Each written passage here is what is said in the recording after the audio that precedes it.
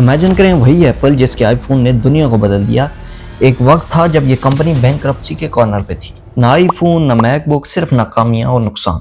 और इंटरेस्टिंग बात ये थी कि एप्पल के फाउंडर स्टीव जॉब्स को उनकी कंपनी ने निकाल दिया। और दूसरी तरफ माइक्रोसॉफ्ट की विंडोज हर जगह छा रही थी और एप्पल हर महीने लाखों डॉलर खो रही थी। 1997 तक एप्पल के स्टॉक की कीमत $1 से भी कम हो गई थी। टेक्नोलॉजिस्ट कह रहे थे कि ये कंपनी अब सरवाइव नहीं कर सकती। एम्प्लॉयज रिजाइन कर रहे थे और कस्टमर गायब हो रहे थे। और फिर कुछ इंटरेस्टिंग हुआ। एप्पल ने हेल्प के लिए एक ऐसे शख्स को बुलाया जो 12 साल पहले उन्हें कंपनी से निकाल दिया गया था। जी हाँ, स्टीव जॉब्स। जॉब्स वापस आया और उसने दर्जनों प्रोजेक्ट्स बंद किए और गैर जरूरी डिपार्टमेंट्स को खत्म कर दिया। और फिर सबसे ज्यादा इंटरेस्टिंग कदम आया कि जॉब्स ने अपने सबसे बड़े कंपटीटर बिल गेट्स के साथ सुलह कर ली।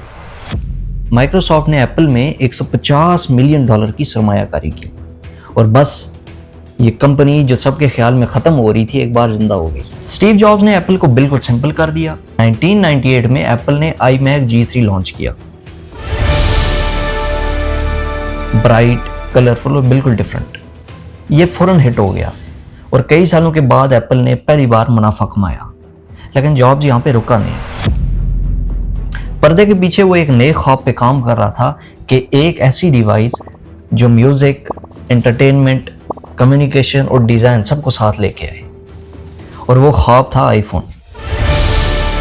2007 में जब आईफोन लॉन्च हुआ, एप्पल सिर्फ वापस नहीं आया बल्कि उसने दुनिया को इवॉल्व कर दिया। एप्पल की स्टोरी सिर्फ एक टेक्नोलॉजी के बारे में नहीं है, बल्कि ये सर्वाइवल, विजन और दूसरा मौका देने के बारे में भी है।